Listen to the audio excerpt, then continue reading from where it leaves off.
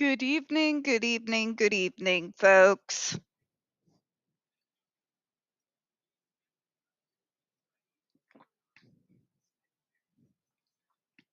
Welcome to another episode of Spilling Tea. I'm your host, Tiffany Daniels. We are going back to that horrible world known as the JRC, but before we do, the usual disclaimers. If you are unfamiliar with the Stop the Shocks campaign or the campaign against the troubled teen industry, you're going to find all the pertinent links right there in the description box. Please, in particular, take note of the article written by NeuroClastic, a small non for profit started by autistics for autistics. In it, they interviewed over 900 ABA professionals in regards to the JRC so called behavior modification program. The Judge Rotenberg Educational Center doesn't want you to read it so much. They threatened NeuroClastic with a defamation lawsuit. They did not remove it from the website. NeuroClastic refused. You know the drill. Read that article. Share it on all your social media. Also included is NeuroClastic's public statement regards to the defamation lawsuit threat, as well as a link to their GoFundMe. We are crowdfunding just in case the JRC actually sees through with their threat.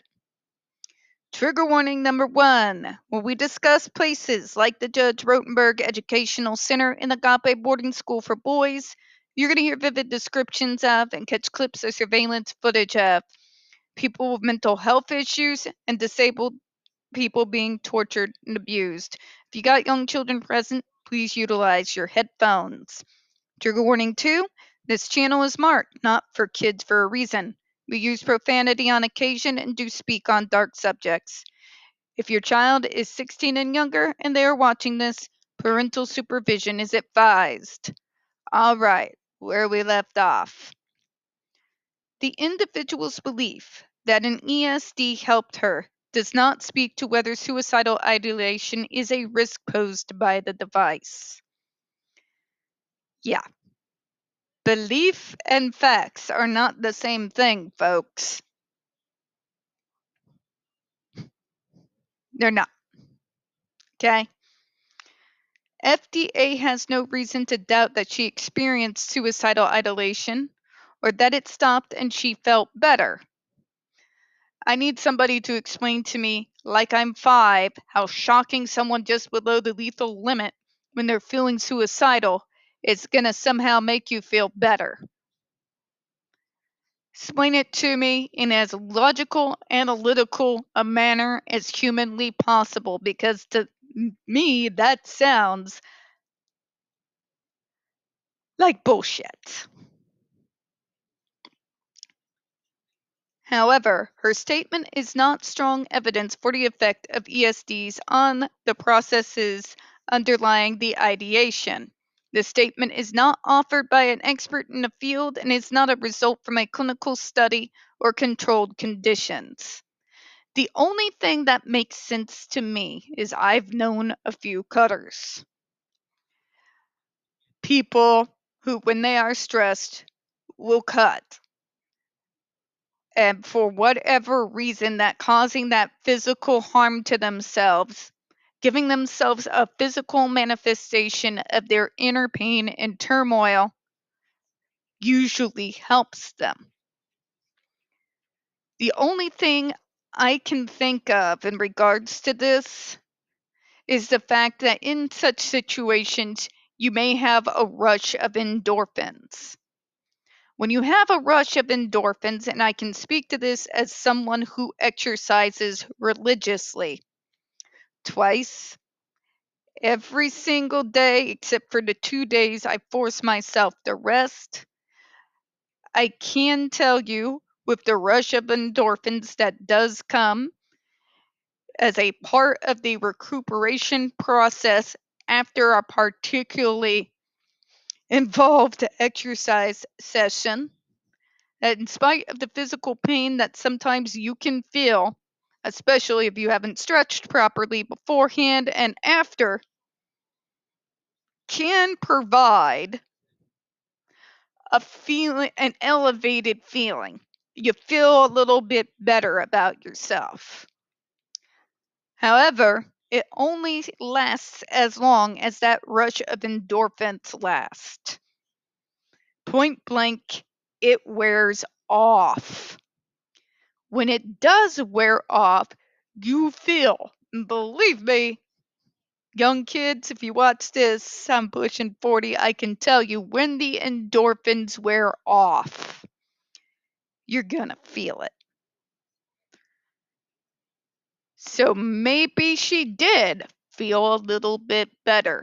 If that's the explanation, that's the only thing that makes sense to me. But is that really going to be something that will keep her away from suicidal thoughts while the torture continues? And is that high from the endorphins profound enough that you're willing to endure the torture of that device at random times, never knowing when you're going to be hit? It doesn't. Because you get a rush of endorphins too if you're an abuse victim. A rush to try and help your body recuperate from what it just went through.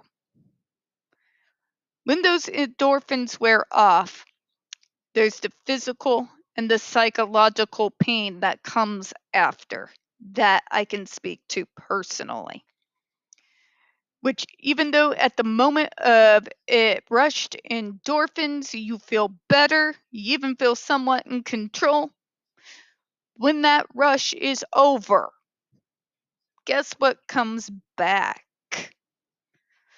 In situations like this, the answer should not be, I need to go rush and have someone abuse me or barbarically torture me like this is the Middle Ages or a sci-fi film of a mad scientist experimenting on me, in order to not give myself over to suicidal thoughts. The correct answer in such a situation is extensive therapy. Talking it out, and yes, people who fear pharma like it's Satan incarnate, yes, sometimes when called for, the correct medications. All right? Just saying. That's why, and one of the other reasons I can say outside of those they torture simply because we're neurodivergent, that they take in people specifically with mental health issues, why they do infinitely more damage than has already been done to them that landed them at the doorstep of the JRC in the first place. Okay? Let's read on, shall we? Such a statement, for example, does not rule out, we went over that, does not rule out the possibility that concurrent therapies were responsible for the improvement, nor does it necessarily represent any other individual's point of view. I want to rewind it back. Remember the fact that in order to speak with the therapist at the JRC, you had to earn it by acting their fan fictional version of neurotypical. And you have to do so over a period of time. If you did not do so, and yes, this includes people with mental health issues, you did not get that service. So, how is that form of therapy supposed to be of any benefit to you if you have to earn your right to it by pretending to not be having suicidal thoughts? It makes no sense, people. Let's finish out, shall we? It also does not provide any basis for concluding that the state-of-art therapies properly attempted and continuously administered would not have succeeded. We know for a fact that all over the world, people who have suffered from suicidal ideation or suicidal thoughts have benefited remarkably through means of therapy, counseling, talking, and when absolutely necessary, the correct medications. If I were to go into any of my therapist's office that I've seen over the last several years and actually offered this as a way to not feel suicidal or have flashbacks, I would probably be in one of Burroughs' multiple centers throughout this state behind closed doors on constant surveillance. All right. And rightfully so. To say that due to their barbaric torture, the rush of endorphins that made her feel better for a minute means that this is working in order to make her not suicidal is nonsensical beyond all reason. The fact that anyone believes this in the year, just to be mocking, in the year of our Lord 2024, that anybody still believes this crap blows my mind. Okay? There is a reason why mental health services have completely removed any form of adversive therapy. And even in those extreme situations when ECT is used, remember, ECT is not ESD.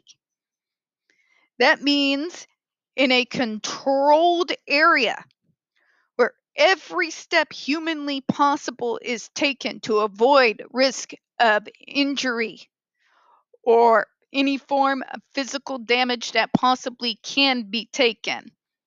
And even a pain numbing gel is used